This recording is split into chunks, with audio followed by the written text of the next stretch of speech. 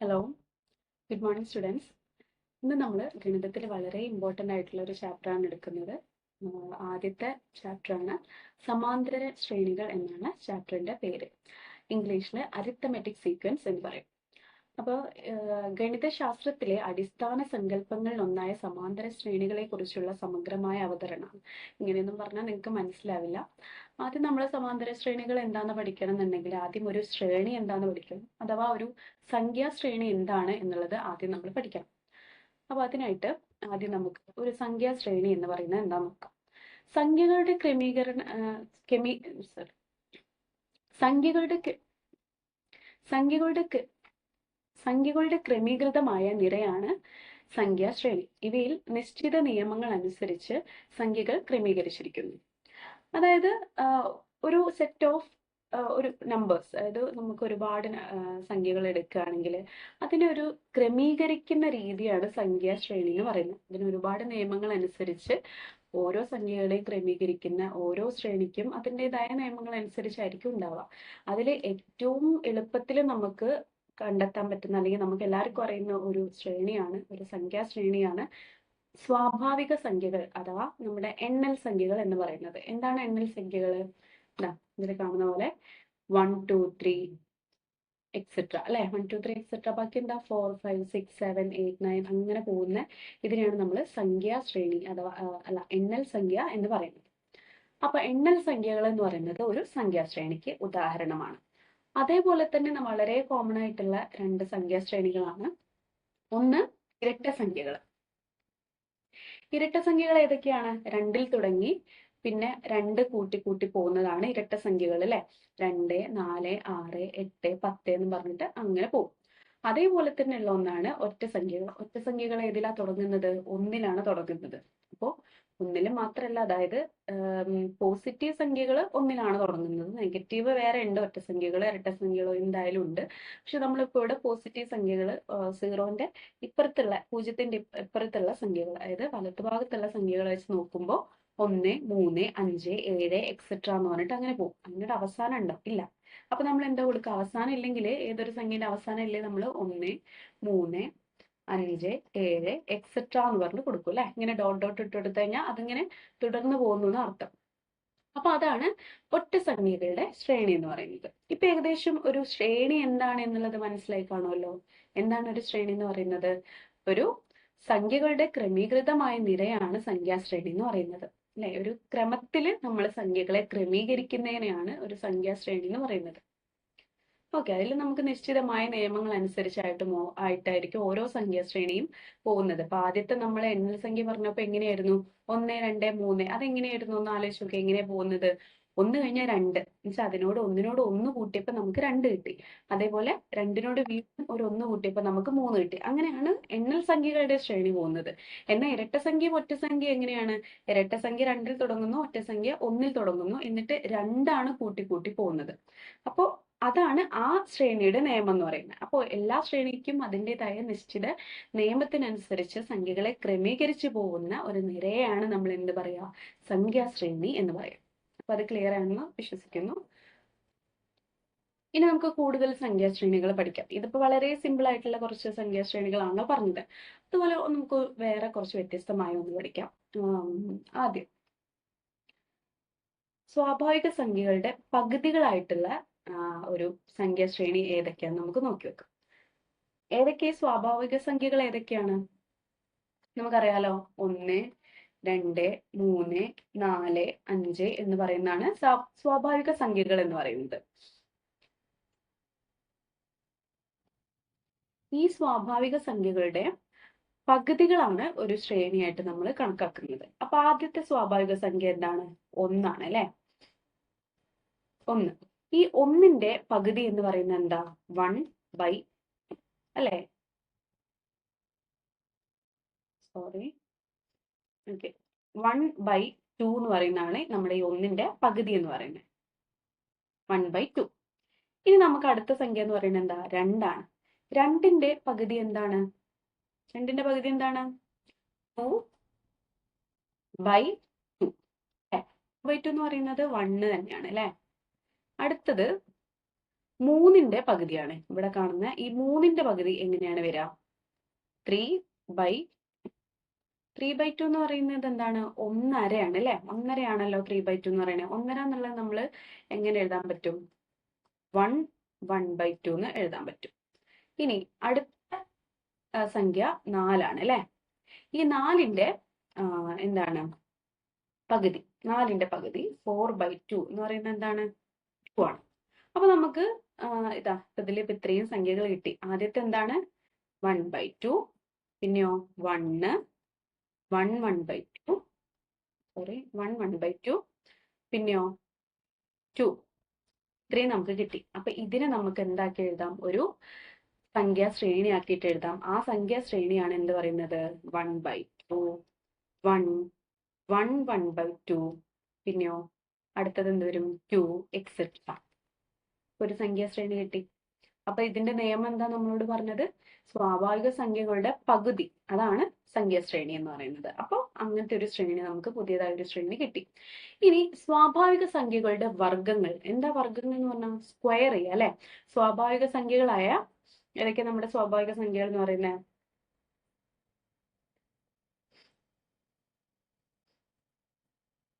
1 2 3 4 etcetera ആണ് നമ്മുടെ സ്വാഭാവിക സംഖ്യകൾ. അതിന്റെ സ്ക്വയർ, അതായത് വർഗ്ഗങ്ങൾ. അപ്പൊ 1ന്റെ സ്ക്വയർ എന്താ? 1 സ്ക്വയർ, പിന്നെ എന്തരും 2 square, 3 square, 3 square, 4 square etcetera ആണല്ലോ പോവാം. ഇതില് 1ന്റെ സ്ക്വയർ എന്താണ്? 1 തന്നെയാണ്. 2ന്റെ സ്ക്വയർ 4 ആണ്. 3ന്റെ സ്ക്വയർ 9 ആണ്. 4ന്റെ സ്ക്വയർ 16 ആണ്. അങ്ങനെ പോയി. അങ്ങനെ ഓരോ നമ്മുടെ സ്വാഭാവിക സംഖ്യകളുടെയും വർഗ്ഗങ്ങൾ എടുത്തിട്ടുള്ള ഒരു പുതിയ ശ്രേണിയാണ് ഈ കാണുന്നത്. ഓക്കെ, അപ്പൊ ഈ സംഖ്യാശ്രേണിയുടെ നിയമം എന്തായിരുന്നു തന്നത്? സ്വാഭാവിക സംഖ്യകളുടെ വർഗ്ഗങ്ങൾ എഴുതിയിട്ടുള്ള ഒരു ശ്രേണി, അങ്ങനെയാണ് കണക്കാക്കിയത്. ഓക്കെ, അപ്പൊ നമുക്ക് ഇപ്പൊ വേറെ പുതിയതായിട്ട് 2 ശ്രേണികൾ കൂടി പഠിച്ചു. ഇനി അടുത്തത്, അപ്പൊ ഇപ്പൊ ഒരുപാട് സംഖ്യാശ്രേണികൾ നമ്മൾ പഠിച്ചു. ഇനി ഇതിന്ന് സമാന്തര ശ്രേണി എന്ന് പറയുന്നത് എന്താണെന്ന് അറിയാം അല്ലെ? സംഖ്യാശ്രേണി എന്ന് പറഞ്ഞു കഴിഞ്ഞാൽ നിശ്ചിതമായിട്ടുള്ള നിയമങ്ങൾ അനുസരിച്ച് ഒരു നിയമം അനുസരിച്ചിട്ട് കുറെ സംഖ്യകളെ ക്രമീകരിക്കുന്ന ഒരു നിരയാണ് നമ്മൾ എന്ത് പറയാ? സംഖ്യാശ്രേണി എന്ന് പറയാം. എന്നാൽ ഒരു സമാന്തര ശ്രേണി എന്ന് പറയുമ്പോൾ അതിൽ ചെറിയൊരു വ്യത്യാസമുണ്ട്. എന്താണ് വ്യത്യാസം? സമാന്തര ശ്രേണിയിൽ തുടർച്ചയായ 2 പദങ്ങൾ തമ്മിലുള്ള വ്യത്യാസം എല്ലായിടത്തും ഒരേ സംഖ്യയായിരിക്കും. ഈ സ്ഥിരമായ വ്യത്യാസത്തെ പൊതുവ്യത്യാസം എന്ന് പറയും, എന്ന് വിളിക്കുന്നു. ഓക്കെ, എന്താണ് ഈ പറഞ്ഞതിന് അർത്ഥം എന്താണ്? സമാന്തര ശ്രേണിയിൽ തുടർച്ചയായ 2 പദങ്ങൾ തമ്മിലുള്ള വ്യത്യാസം എല്ലായിടത്തും ഒരേ സംഖ്യയായിരിക്കും എന്നാ പറഞ്ഞത്. ഇപ്പൊ നമ്മൾ എക്സാമ്പിൾ ആയിട്ട് നമ്മളിപ്പോ ഇവിടെ എടുത്തു. അടുത്ത ഈ ഒരു ശ്രേണി എടുത്തു. 5 10 15 25 എന്ന് പറയുന്ന ഒരു ശ്രേണി എടുത്തു. ഈ ശ്രേണി നമുക്ക് എന്താണെന്ന് അറിയാം അല്ലെ? ഈ ശ്രേണി എന്താണ്? നമ്മുടെ 5ന്റെ ഗുണിതങ്ങളാണല്ലോ. 5ന്റെ ഗുണിതല്ലേ 5 10 15 20 20. സോറി, ഇവിടെ ഒരു ചെറിയ മിസ്റ്റേക്ക് ഉണ്ട്. ഇവിടെ ഒരു 20 ഉണ്ട് കേട്ടോ. മിസ്റ്റേക്ക് ആയതാണ് കേട്ടോ. അപ്പം ഈ 15 കഴിഞ്ഞിട്ട് ഒരു 20 ഉണ്ട്. അപ്പോൾ 5 10 15 20 25 എന്ന് പറഞ്ഞിട്ടുള്ള ശ്രേണിയാണ് തന്നിട്ടുള്ളത്. അപ്പൊ നമ്മുടെ ഡെഫിനിഷൻ അനുസരിച്ച് നമുക്ക് തന്ന സമാന്തര ശ്രേണി എന്താണ് എന്ന് പറയുന്നതിനനുസരിച്ച് നോക്കുമ്പോൾ എല്ലാ 2 സംഖ്യകളും തമ്മിലുള്ള വ്യത്യാസം എടുത്തു കഴിഞ്ഞാൽ അത് ഒരുപോലെ ആയിരിക്കണം എന്നാണ് പറഞ്ഞത്. അതായത് ഇപ്പൊ ഇവിടെ 2 സംഖ്യകളാണ് 10ഉം 5ഉം. ഈ 10 - 5 എടുത്തു കഴിയുമ്പോൾ നമുക്ക് 5 എന്ന് കിട്ടുന്നു അല്ലേ? 10 - 5 എന്ന് പറയുന്നത് 5 ആണ്. ഇനി അതേപോലെ വേറെ അടുത്ത 2 സംഖ്യകളാണ് 10ഉം 15ഉം. അപ്പൊ നമ്മള് 15 - 10 ചെയ്യുമ്പോൾ നമുക്ക് എന്ത് കിട്ടും? എഗെയിൻ 5 കിട്ടുന്നു. അടുത്ത സംഖ്യ 20 ആണ് കേട്ടോ. അവിടെ മിസ്സായതാണ്. അപ്പം 20ന്ന് നമ്മള് അടുത്ത സംഖ്യയാണ് കേട്ടോ കുറയ്ക്കേണ്ടത്. 20ന്ന് 10 കുറച്ചാ 10 കിട്ടുക, അത് നോക്കരുത്. അങ്ങനെ നോക്കുമ്പോൾ നമുക്ക് തെറ്റിപ്പോവും. അടുത്തടുത്തുള്ള 2 സംഖ്യകളുടെ വ്യത്യാസം എടുക്കുമ്പോൾ ഒരേ സംഖ്യ, എല്ലായിടത്തും ഒരേ സംഖ്യ വരണം എന്നാണ് പറയുന്നത്. അപ്പൊ അടുത്ത സംഖ്യ എന്താണ്? 20 അല്ലെ? 20 മൈനസ് അതിന്റെ തൊട്ടപ്പുറത്തെ സംഖ്യ 15, തൊട്ട് ബാക്കിലുള്ള സംഖ്യ, അത് ചെയ്യുമ്പോഴും നമുക്ക് എന്ത് കിട്ടി? 5. അപ്പൊ എല്ലായിടത്തും നമുക്ക് എന്താ കിട്ടുന്ന ഡിഫറൻസ്? ഇത് നോക്കണ്ട, എല്ലായിടത്തും നമ്മൾ എന്താ കിട്ടുന്ന ഡിഫറൻസ്? 5 ആണ് അല്ലെ? അങ്ങനെ ഒരു ശ്രേണിയിലെ അടുത്തടുത്ത 2 സംഖ്യകൾ തമ്മിലുള്ള വ്യത്യാസം എപ്പോഴും ഒരേ സംഖ്യ ഇവിടെ ഏതാ വന്നത്? 5. അങ്ങനെ ആവുമ്പോ ആണ് നമ്മൾ ഒരു സംഖ്യാശ്രേണി എന്ന് പറയുന്നത് സമാന്തര ശ്രേണി എന്ന് പറയുന്നത്. ക്ലിയർ ആയിട്ടുണ്ടല്ലോ? അതുപോലെ തന്നെ പൊതുവ്യത്യാസം എന്ന് പറയുന്നത് ഈ ഒരേപോലെ കിട്ടിയ ഈ സംഖ്യയല്ലേ, അതിനാണ് നമ്മൾ പൊതുവ്യത്യാസം എന്ന് പറയാം. അപ്പൊ എന്താണ് പൊതുവ്യത്യാസം? ഒരു സമാന്തര ശ്രേണി തന്നു കഴിഞ്ഞിട്ട് അടുത്തടുത്തുള്ള രണ്ട് സംഖ്യകൾ എടുത്തു കഴിഞ്ഞിട്ട് അതിന്റെ വ്യത്യാസം കണ്ടാലാണ് നമുക്ക് എന്ത് കിട്ടുക? പൊതുവ്യത്യാസം കിട്ടുക. ഓക്കെ അല്ലേ? പിന്നെ അതുപോലെ വേറൊരു എക്സാമ്പിൾ ആണ് ഇപ്പൊ ഈ ഒരു സംഖ്യ, എന്താണ് 6, 10, 14, 18 എന്ന് പറയുന്നത്. ഈ ശ്രേണിയിലെ പൊതുവ്യത്യാസം എങ്ങനെയാണ് കാണുക? നമ്മൾ പറഞ്ഞു പൊതുവ്യത്യാസം കാണുന്നുണ്ടെങ്കിൽ അടുത്തടുത്തുള്ള രണ്ട് സംഖ്യകളുടെ വ്യത്യാസം കണ്ടാൽ നമുക്ക് പൊതുവ്യത്യാസം കിട്ടും. അപ്പൊ അടുത്തടുത്തുള്ള രണ്ട് സംഖ്യകൾ നോക്കാം. ഇപ്പം 6, 10 എന്ന് പറയുന്ന രണ്ട് അടുത്തടുത്തുള്ള സംഖ്യകളാണ്. ഇതിന്റെ ഡിഫറൻസ് കാണും. അതായത് 10 - 6 നമ്മൾ ചെയ്ത് കഴിഞ്ഞാൽ 4 കിട്ടുക. രണ്ടാമത്തെ ഒന്നാമത്തെ കുറയ്ക്കണം കേട്ടോ. രണ്ട് അടുത്തടുത്തുള്ള സംഖ്യകൾ എടുത്തിട്ട് അതിൽ രണ്ടാമത്തെ സംഖ്യന്ന് ആദ്യത്തെ സംഖ്യ കുറയ്ക്കണം. അങ്ങനെയാണ് കാണേണ്ടത്. അതേപോലെ നമ്മൾ എടുത്തു 14ഉം 10ഉം എടുത്തു കഴിഞ്ഞാൽ 14ആണ് രണ്ടാമത്തത് -10 ചെയ്ത് കഴിഞ്ഞാൽ 4 കിട്ടും. അപ്പോൾ എല്ലാത്തിലും പൊതുവ്യത്യാസം എന്താണ് വരുന്നത്? വ്യത്യാസം എന്താണ് വരുന്നത്? 4 ആണ്. അപ്പൊ ആ 4 ആണ് എന്ത്? പൊതുവ്യത്യാസം എന്ന് പറയുന്നത്. ഓക്കെ അല്ലേ? ഇനി അടുത്തത് സമാന്തര ശ്രേണിയിലെ അടിസ്ഥാന പദങ്ങൾ ഏതൊക്കെയാണ് എന്നാണ് നോക്കേണ്ടത്. അപ്പോൾ ഇപ്പൊ നമ്മൾ ഒരു സമാന്തര ശ്രേണി പറഞ്ഞപ്പോൾ അതിൽ ഏറ്റവും പ്രധാനപ്പെട്ട ഒരു കാര്യം പറഞ്ഞു, എന്താണ് അതിന്റെ പൊതുവ്യത്യാസം എന്ന് പറയുന്നത്. ഈ പൊതുവ്യത്യാസത്തെ നമ്മൾ ഡിനോട്ട് ചെയ്യുന്ന, നമ്മൾ സൂചിപ്പിക്കുന്ന സംഖ്യയാണ്, ലെറ്ററാണ് എന്ത്? ഡി എന്ന് പറയുന്നത് കേട്ടോ. ഡി എന്ന് പറഞ്ഞ ലെറ്റർ വെച്ചിട്ടാണ് നമ്മൾ പൊതുവ്യത്യാസത്തെ സൂചിപ്പിക്കുന്നത്. തുടർച്ചയായ രണ്ട് പദങ്ങൾ തമ്മിലുള്ള വ്യത്യാസമാണ് എന്ത്? പൊതുവ്യത്യാസം എന്ന് പറയുന്നത്. അതിനെ നമ്മൾ ഡി എന്ന് സൂചിപ്പിക്കും. അതേപോലെ വളരെ ഇമ്പോർട്ടന്റ് ആയിട്ടുള്ള ഒരു കാര്യമാണ് ആദ്യ പദം എന്ന് പറയുന്നത്. നേരത്തെ നമ്മളൊരു സമാന്തര ശ്രേണി എടുത്തു, 5, 10, 15, 20 എക്സെട്ര എന്ന് പറഞ്ഞൊരു സമാന്തര ശ്രേണി എടുത്തു. ഇതിലെ ഡി എന്ന് പറയുന്നത്, പൊതുവ്യത്യാസം എന്ന് പറയുന്നത് നമുക്ക് കിട്ടിയ എന്തായിരുന്നു? ഡി = 5 ആയിരുന്നു. നമുക്ക് 10ന്ന് 5 കുറച്ച് കഴിഞ്ഞാൽ നമുക്ക് 5 കിട്ടും. ഇനി ഇതിലെ ഒരു പ്രധാനപ്പെട്ട ഒരു പദമാണ്, നമ്മൾ ശ്രദ്ധിക്കേണ്ട ഒരു പദമാണ് ആദ്യത്തെ പദം എന്ന് പറയുന്നത്. അതായത് ഒരു സമാന്തര ശ്രേണിയുടെ ആദ്യ പദം എന്ന് പറയുന്നത് അതിലെ വളരെ പ്രധാനപ്പെട്ട ഒരു കാര്യമാണ്. അപ്പോൾ ഈ സമാന്തര ശ്രേണിയിലെ ആദ്യ പദം എന്ന് പറയുന്നത് എന്താണ്? 5 ആണ്. ആദ്യ പദത്തെ നമ്മൾ x1 അല്ലെങ്കിൽ a എന്നോ അതും അല്ലെങ്കിൽ ചില ബുക്കിലൊക്കെ എഫ് എന്നും ഉപയോഗിക്കാറുണ്ട്. അപ്പോൾ ഇവിടെ x1 എന്ന് പറയുന്നത് എന്താണ്? 5 ആണ്. ഓക്കെ. അപ്പോൾ ഈ ഒരു സമാന്തര ശ്രേണിയിലെ ആദ്യ പദം 5 ആണെങ്കിൽ അതിനൊരു രണ്ടാമത്തെ പദം, മൂന്നാമത്തെ പദം, നാലാമത്തെ പദം, അങ്ങനെ ഒരുപാട് പദങ്ങളുണ്ടല്ലോ. അപ്പോൾ രണ്ടാമത്തെ പദം ഏതാണ്? നമുക്കറിയാം, എന്താണ്? 10 ആണ്. രണ്ടാമത്തെ പദത്തെ, ആദ്യ പദത്തെ x1 എന്നാണ് സൂചിപ്പിക്കുന്നതെങ്കിൽ രണ്ടാമത്തെ പദത്തെ x2 എന്ന് സൂചിപ്പിക്കും. അത് നമുക്ക് കിട്ടി 10 ആണ്. അതേപോലെ മൂന്നാമത്തെ പദം x3 എന്ന് സൂചിപ്പിക്കും. അത് എത്രയാണ്? 15 ആണ്. എക്സെട്ര നമുക്ക് ഒരുപാട് പദങ്ങളുണ്ട് അല്ലെ? അവസാന പദം എന്ന് പറഞ്ഞൊരു പദം കൂടി ഉണ്ടാവും ഒരു ശ്രേണിയിൽ. ഇപ്പൊ ഞാനിപ്പോ ഈ ശ്രേണി ഇങ്ങനെ കണ്ടിന്യൂ ചെയ്ത് 25, 30, 35, 40 ഇങ്ങനെ നിർത്തി എന്ന് വിചാരിച്ചു. അപ്പൊ ഇതിൽ അവസാന പദം ഏതാണ്? 40 ആണ്. അപ്പൊ ഈ അവസാന പദത്തെ, ഇതിപ്പോ ചെറിയൊരു സമാന്തര ശ്രേണി ആയതുകൊണ്ട് 1, 2, 3, 4, 1, 2, 3, 4, 5, 6, 7, 8 എട്ടാമത്തെ പദമാണ് നമ്മുടെ ഈ 40 എന്നുള്ളത് നമുക്ക് പറയാം. ഇനി ഒരുപാട് സംഖ്യകൾ തന്നെ എക്സെട്ര കുറേ ഞാൻ കൊടുത്തിട്ട് ഞാൻ ഒരു 400 ഒക്കെയാണ് കൊടുത്തതെന്ന് വിചാരിച്ചു. ഓക്കെ, അങ്ങനെയൊക്കെ കൊടുത്തെങ്കിൽ നമ്മൾ എത്രാമത്തെ പദം പെട്ടെന്ന് കിട്ടില്ല. അപ്പോൾ അവസാന പദത്തെ സൂചിപ്പിക്കാൻ ഉപയോഗിക്കുന്ന ഒരു സൂചകമാണ് എന്ത്? xn എന്ന് പറയുന്നത്. അപ്പൊ ഇവിടെ xn എന്ന് പറയുന്നത് എന്താണ്? 40 ആണ്. ഈ n എന്ന് പറയുന്നത് എന്താ? എത്രാമത്തെ പദമാണ് എന്ന് സൂചിപ്പിക്കുന്നതാണ്. അതായത് ഇവിടെ 1, ഒന്നാമത്തെ പദം ആണ് 5, രണ്ടാമത്തെ പദമാണ് 10, മൂന്നാമത്തെ പദമാണ് 15. അതുപോലെ എണ്ണാമത്തെ, ഈ എണ്ണാമത്തെ പദം ഇവിടെ ഇപ്പോ നമുക്ക് പെട്ടെന്ന് കിട്ടും. എത്രാമത്തെ പദമാണ്? 8 ആണ് അല്ലെ? അപ്പൊ n = 8 ആണ് നമുക്ക് അറിയാവുന്നതുകൊണ്ട് എട്ടാമത്തെ പദം എന്ന് പറയുന്നത് 40 ആയിരിക്കും. അപ്പൊ ഇത്രയാണ് പ്രധാനമായിട്ടും നമ്മൾ ഒരു സമാന്തര ശ്രേണി പറയുമ്പോൾ നമ്മൾ ശ്രദ്ധിക്കേണ്ട കുറച്ച് കാര്യങ്ങൾ ഇത്രയാണ്. എന്തൊക്കെയാ ശ്രദ്ധിക്കേണ്ടത്?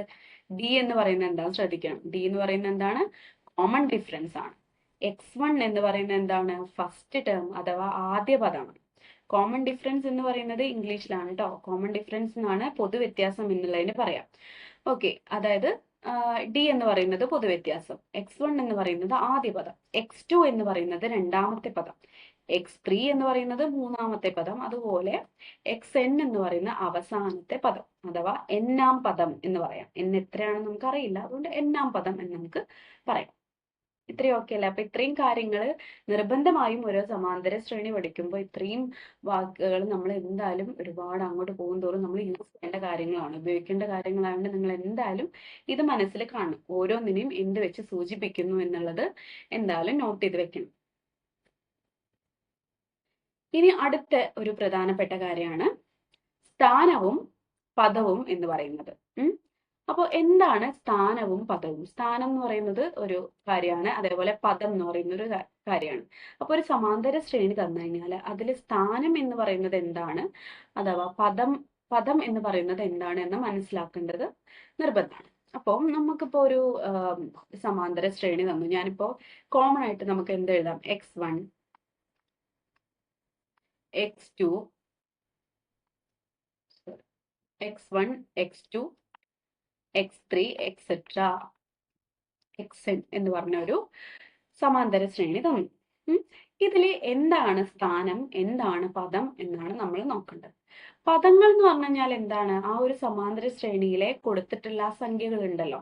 ഇപ്പൊ നമ്മൾ നേരത്തെ പറഞ്ഞ സമാന്തര ശ്രേണി 5 10 15 20 25 എന്നും പറഞ്ഞ എക്സെട്ര നമ്മൾ കൊടുത്തു കഴിഞ്ഞാൽ ഈ കൊടുത്ത ഈ സംഖ്യകളെയാണ് നമ്മൾ എന്ത് പറയാ? പദങ്ങൾ എന്ന് പറയാം.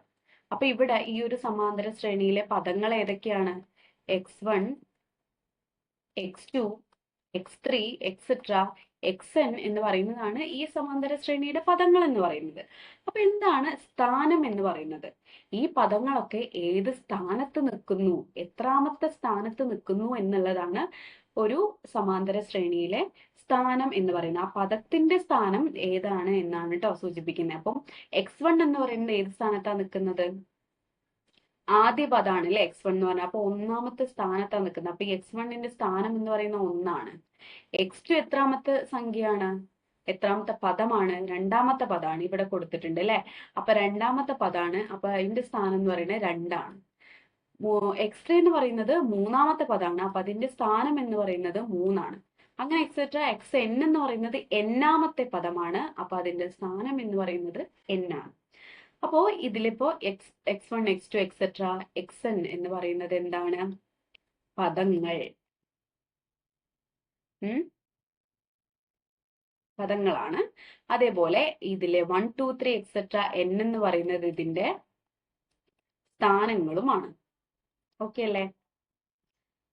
അപ്പൊ നമ്മളിതാ ഇവിടെ നേരത്തെ പറഞ്ഞ പോലെ തന്നെ എക്സാമ്പിൾ എടുത്തു. 5 10 15 20 എന്ന ശ്രേണി എടുത്തു കഴിഞ്ഞാൽ x1 എന്ന് പറയുന്നത് 5 അത് ആദ്യ പദം, x2 എന്ന് പറയുന്നത് 10 അത് രണ്ടാം പദം, x3 എന്ന് പറയുന്നത് 15 അത് മൂന്നാമത്തെ പദം, x4 എന്ന് പറയുന്നത് 20 അത് നാലാമത്തെ പദം. ഇതിന്റെയൊക്കെ സ്ഥാനം എന്ന് വെച്ചാൽ 1 2 3 4. ഇപ്പൊ x4ന്റെ സ്ഥാനം എന്താന്ന് വെച്ചാൽ എന്താ? ഇവിടെ കൊടുത്ത ഇതാണ് സ്ഥാനം, 4ാം സ്ഥാനത്താണ്, നാലാമത്തെ പദമാണ് x4 എന്ന് പറയുന്നത്. അതാണ് ഒരു ബേസിക് ആയിട്ടുള്ള ഒരു കൺസെപ്റ്റ് ആണ്, അതെന്തായാലും നോട്ട് ചെയ്യാം. അപ്പോ ഈ ഒരു ചാപ്റ്ററിലെ ക്വസ്റ്റ്യൻസ് ഒക്കെ നമ്മൾ തുടങ്ങണം. അതിനു വേണ്ടിയിട്ട് ആദ്യം നമ്മൾ പഠിക്കേണ്ട കാര്യം എന്താണ് പൊതുവ്യത്യാസം, പൊതുവ്യത്യാസം എങ്ങനെയൊക്കെ കാണാം എന്നുള്ളതാണ് പഠിക്കേണ്ടത്. അപ്പോൾ d = x2 - x1 എന്ന് പറയുന്നതാണ് പൊതുവ്യത്യാസത്തിന്റെ ഇക്വേഷൻ, ഒരു ഇക്വേഷൻ. ഓക്കെ, അത് നമ്മൾ നേരത്തെ പറഞ്ഞു തന്നെയാണ്. ഒരു സമാന്തര ശ്രേണി തന്നു കഴിഞ്ഞാൽ രണ്ട് അടുത്തടുത്ത സംഖ്യകളുടെ വ്യത്യാസമാണ് എന്ത്? പൊതുവ്യത്യാസം എന്ന് പറയുന്നത്. അപ്പോൾ ആ രണ്ട് സംഖ്യകൾ നമുക്കിപ്പോൾ ഒരു x1 x2 x3 എക്സെട്ര എന്ന് പറയുന്ന ഒരു സമാന്തര ശ്രേണി തന്നു കഴിഞ്ഞാൽ അടുത്തടുത്ത രണ്ട് സംഖ്യകൾ x1 x2 എടുത്തു കഴിഞ്ഞാൽ രണ്ടാമത്തേന്ന് ഒന്നാമത്തത് കുറച്ച് കഴിഞ്ഞാൽ നമുക്ക് എന്ത് കിട്ടുക? d കിട്ടുക. അത് തന്നെയാണ് ഇവിടെ എഴുതിയിട്ടുള്ളത്, d = x2 - x1 എന്ന് എഴുതിയത്. ഓക്കെ ആണ്. ഇനി രണ്ടാമത്തെ d കാണാനുള്ള ഒരു ഇക്വേഷൻ ആണ് d = പദങ്ങളുടെ വ്യത്യാസം ബൈ സ്ഥാനങ്ങളുടെ വ്യത്യാസം. ആദ്യം നമുക്ക് ഈ ഒരു ഇക്വേഷൻ വെച്ചിട്ട് d = x2 - x1 എന്ന് പറഞ്ഞ ഇക്വേഷൻ വെച്ചിട്ട് നമുക്കൊന്ന് നോക്കാം. ശേഷം നമുക്ക് ഈ ഒരു ഇക്വേഷൻ നോട്ട് ചെയ്യാം. അപ്പൊ ആദ്യം നമുക്ക് d = x2 - x1 എന്നുള്ള ഉപയോഗിച്ചിട്ട് എഴുതാൻ പറ്റിയ കുറച്ച് ചോദ്യങ്ങൾ നോക്കാം. അപ്പൊ ഞാൻ ഒരു ശ്രേണി, സംഖ്യാ ശ്രേണി, ഒരു സമാന്തര ശ്രേണി നിങ്ങൾക്ക് തരികയാണ്. 2, 8, 14 എക്സെട്ര എന്ന് പറഞ്ഞൊരു സമാന്തര ശ്രേണിയാണ്. ഇതിന്റെ ഡി കാണണം, അതാണ് ചോദ്യം. അപ്പൊ ഡി എങ്ങനെ കാണാം? ഡി സിക്കൽ ടു ഇക്വേഷൻ നമുക്കറിയാം, x2 മൈനസ് x1 ആണ്. ഇവിടെ x2 എന്താണ്? രണ്ടാമത്തെ പദം 8 ആണ്. ഒന്നാമത്തെ പദം എന്താണ്? 2 ആണ്. അപ്പോ 8ന്ന് 2 കുറയ്ക്കുക. അപ്പൊ നമുക്ക് എന്ത് കിട്ടും? 6 കിട്ടും. അപ്പൊ ഇവിടുത്തെ ഡി എന്ന് പറയുന്നത് 6 ആണ്. ഓക്കെ, ഇനി അടുത്ത ഒരു ശ്രേണി, സമാന്തര ശ്രേണി നമുക്ക് നോക്കാം. 13, 23, 33 എക്സെട്ര എന്ന് പറഞ്ഞൊരു സമാന്തര ശ്രേണി എടുത്തു. ഇങ്ങനെ ഡി കാണാം, x2 മൈനസ് x1. ഇവിടെ x2 എന്താണ്? 23 ആണ്. അതേപോലെ x1 എന്താണ്? 13 ആണ്. ഇത് തമ്മിലുള്ള ഡിഫറൻസ് കാണും, വ്യത്യാസം കാണും. 23 മൈനസ് 13 കണ്ടു കഴിഞ്ഞാൽ നമുക്ക് എന്ത് കിട്ടും? 10 എന്ന് കിട്ടും. അപ്പൊ ഇവിടുത്തെ ഡി എന്ന് പറയുന്നത് എന്താണ്? 10 ആയിരിക്കും. ഓക്കെ, ഇനി അടുത്തൊന്ന് നോക്കാം. 7, 5, 3 എക്സെട്ര. നിങ്ങൾ ചിന്തിക്കുന്നുണ്ടാവും, ഇപ്പൊ എന്താ ഇവിടെ സംഭവിച്ചേ അല്ലേ? ഇതുവരെ നമ്മൾ കണ്ടത് ഇപ്പൊ 2 കഴിഞ്ഞപ്പോ ഒരു ഇരട്ട സംഖ്യ 2, 4, 6, 8 അങ്ങനെ പോകുന്നു. ഒക്കെ ഒരു അസെൻഡിങ് ഓർഡറിലാണ് കണ്ടത്, അതായത് ചെറുതെന്ന് തുടങ്ങി വലുതിലേക്കാണ് പോയിക്കൊണ്ടിരുന്നത് അല്ലെ. പക്ഷെ ഇപ്പൊ ഈ ഒരു കേസിൽ നമുക്ക് കാണാൻ പറ്റി, 7 കഴിഞ്ഞിട്ട് 5 ആയപ്പോ 7ന്ന് കുറയുക ചെയ്തത് അല്ലെ. പിന്നെ 3 ആയപ്പോ 5ന്ന് വീണ്ടും കുറഞ്ഞു. കുറഞ്ഞു കുറഞ്ഞു പോകുന്ന ഒരു സമാന്തര ശ്രേണിയാണിത്. അപ്പൊ നമുക്ക് ഡി കാണുമ്പോൾ നിങ്ങൾ എന്ത് ചെയ്യുക? ഇപ്പൊ ഈ രണ്ട് സംഖ്യകൾ എടുത്ത് x2 x1 എടുത്തിട്ടാണല്ലോ നമ്മൾ ഡി കാണുക. അപ്പൊ നമ്മൾ നേരെ എഴുതും 7 മൈനസ് 5 ഇക്വൽ ടു 2. ആണോ? അല്ല, തെറ്റാണത്. കാരണം ഞാൻ പറഞ്ഞിട്ടുണ്ട്, നമ്മുടെ ഡിയുടെ ഇക്വേഷൻ അനുസരിച്ച് എന്താണ്? D equal to x2 minus x1 ആണ് അല്ലെ. x2 മൈനസ് x1 ആണ് ഡി എന്ന് പറയുന്നത്. അപ്പൊ നമുക്ക് അങ്ങനെ എഴുതാൻ പറ്റുമോ? 7 മൈനസ് 5 എഴുതാൻ പറ്റുമോ ഇവിടെ? ഇല്ല. അപ്പൊ നമ്മള് രണ്ട് സംഖ്യകൾ ആദ്യത്തെ രണ്ടാമത്തെയും 7, 5 എന്നെടുത്തു കഴിഞ്ഞാൽ രണ്ടാമത്തതിൽ നിന്ന് ആദ്യത്തെ കുറയ്ക്കുമ്പോഴാണ് നമുക്ക് ഡി കിട്ടുക. രണ്ടാമത്തെ ഏതാണ്? 5 മൈനസ് ആദ്യത്തെ സംഖ്യ ഏതാണ്? 7. അപ്പൊ രണ്ടാമത്തേന്ന് ആദ്യത്തേത് കുറയ്ക്കുമ്പോൾ നമുക്ക് എന്ത് കിട്ടും?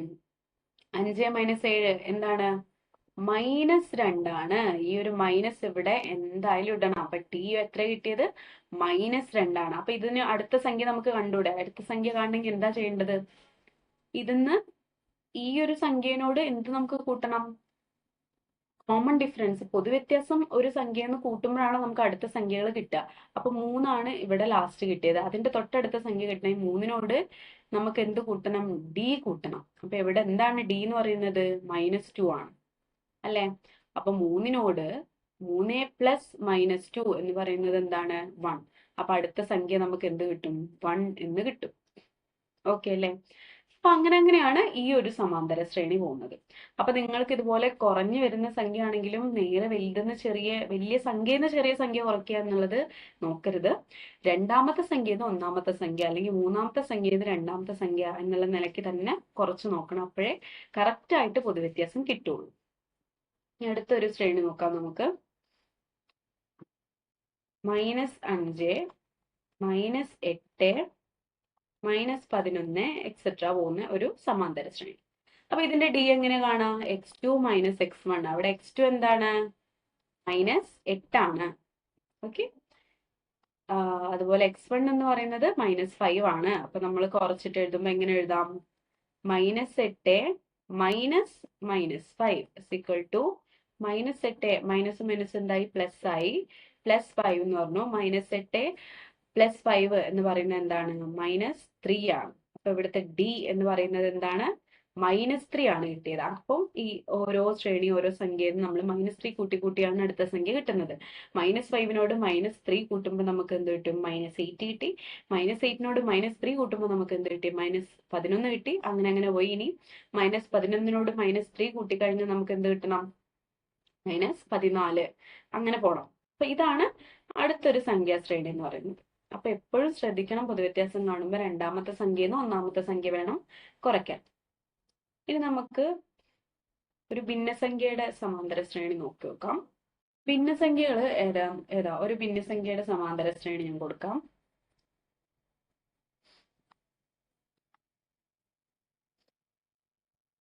അഞ്ച് ബൈ 3, 8/3, 11/3 എക്സെട്ര. എങ്ങനെയാണ് ഡി കാണുന്നത്? ഡി കാണാനുള്ള ഇക്വേഷൻ ഞാൻ ഇപ്പുറത്തേക്ക് കൊടുക്കുന്നുണ്ട്. ഡി കാണാനുള്ള ഇക്വേഷൻ നമുക്കറിയാം x2 - x1 ആണ്. ഇവിടെ x2 എന്താണ്? 8/3 ആണ്. x1 എന്താണ്? 5/3 ആണ്. അപ്പോ ഇത് 8/3 - 5/3 എങ്ങനെ ചെയ്യാം? നമ്മുടെ ഡിനോമിനേറ്റർ രണ്ടും ഒന്നാണ് അല്ലെ? അപ്പൊ നമുക്ക് ന്യൂമറേറ്റർ കുറച്ചിട്ട് ഡിനോമിനേറ്റർ സെയിം ഇട്ട് കൊടുത്താൽ മതി. അപ്പൊ എന്ത് വരും? 8 - 5 എന്ന് പറയുന്നത് 3 ആണ്. 3 ഡിനോമിനേറ്റർ ബൈ ഡിനോമിനേറ്റർ താഴെ കൊടുക്കണം. എന്താണ്? 3 = 1. അപ്പൊ ഇതിലെ ഡി എന്ന് പറയുന്നത് എന്താണ് നമുക്ക് കിട്ടിയത്? 1 ആ കിട്ടിയത്. അപ്പൊ ഇതിനോട് ഇപ്പൊ അടുത്ത സംഖ്യ കാണണമെങ്കിൽ എന്ത് ചെയ്യണം?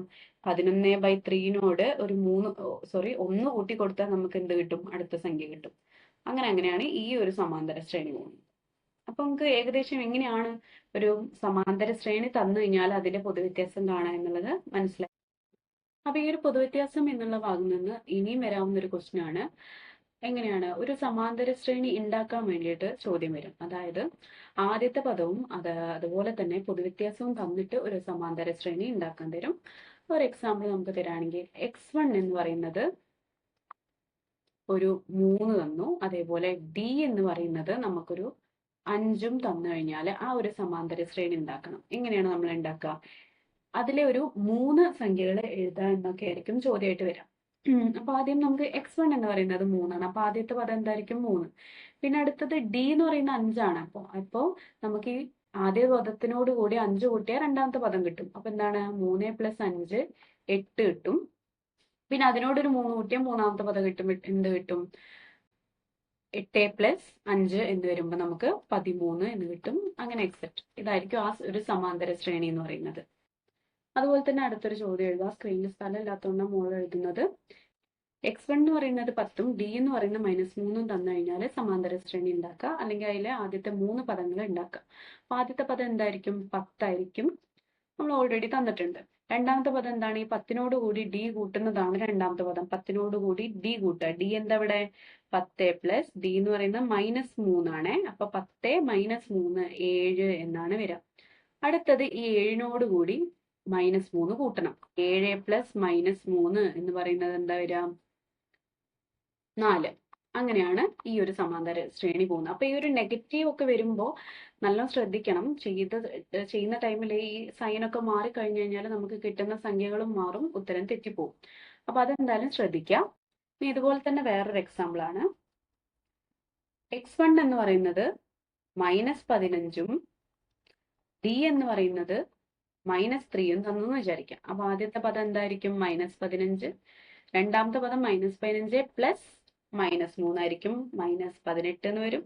മൂന്നാമത്തെ പദം -18 + -3 ആയിരിക്കും. അത് -21 എന്ന് വരും. എക്സെട്ര. ഇങ്ങനെ പോവും പദം. അപ്പൊ ഇതുപോലത്തെ ഒരുപാട് ചോദ്യങ്ങൾ വരാം. ഡിയും അതുപോലെ തന്നെ x1ഉം തന്നു കഴിഞ്ഞിട്ട് ആ ശ്രേണിയിൽ ഒരു ആദ്യത്തെ 3 പദങ്ങൾ എഴുതുക, അല്ലെങ്കിൽ ആ ഒരു സമാന്തര ശ്രേണി എങ്ങനെ പോകുന്നു എന്ന് എഴുതുക എന്നൊക്കെ പറഞ്ഞു കഴിഞ്ഞാൽ ഇതുപോലെയാണ് ചെയ്യാം. ഓക്കെ.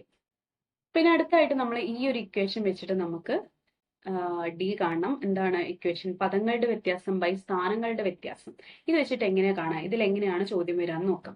ഇത് നമ്മൾ നേരത്തെ കണ്ട ചോദ്യത്തിലൊക്കെ എങ്ങനെയാണ്? ആദ്യത്തെ പദം തരുന്നുണ്ട്, ഡിയും തരുന്നുണ്ട്, എന്നിട്ടാണ് നമ്മൾ സമാന്തര ശ്രേണി കാണുന്നത്. ഇതില് ആദ്യത്തെ പദം അല്ലാത്ത വേറെ ഏതെങ്കിലും പദങ്ങളൊക്കെയാണ് തരാം.